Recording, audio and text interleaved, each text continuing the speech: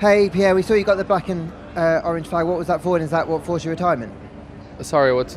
You got the black and orange flag and to come in? Yeah, the rear wing wasn't properly. I was missing parts of the rear wing and was just hanging there. So yeah, it was way to retire. Was that after contact earlier in the race with the Yuki? Yeah. What's your kind of read of how that happened? I mean, I don't want to speak about it now, but clearly something we need to speak internally because we're both in the points.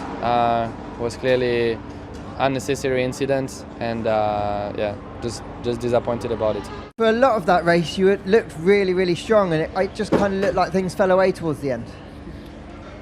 Yeah, I mean, I think in hindsight from lap one, we were always fighting an uphill battle. I mean, at the beginning, I was actually quite surprised how much I was able to stay with the car ahead.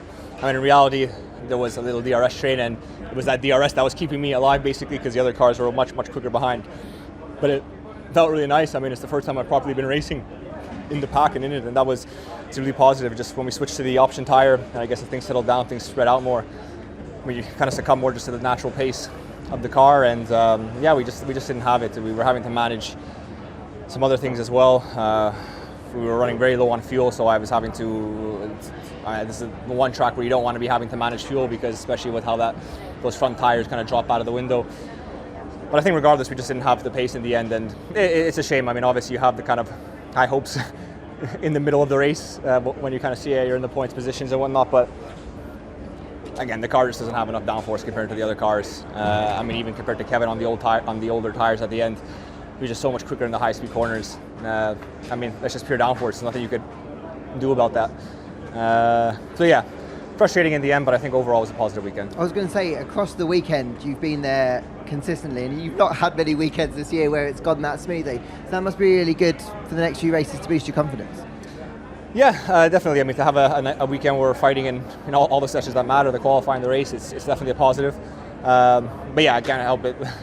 And the race a bit frustrated. I mean, again, realistically, was points on the card. Should we had a normal, straightforward race? Absolutely not. You see, how the race kind of unfolds. I mean, obviously, I think the first race, I think I've heard the drivers that were involved in the accident are okay, or at least at the medical center getting checked over. So, that was obviously, I saw it happen in my mirror, and it was honestly seemed quite scary. And then when you kind of reset into the race, the restart, you already kind of have a few more positions.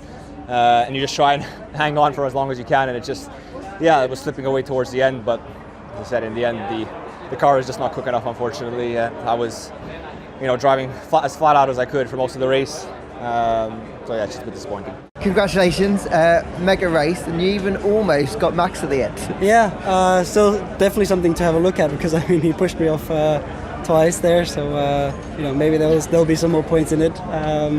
But no, I think overall we're really happy.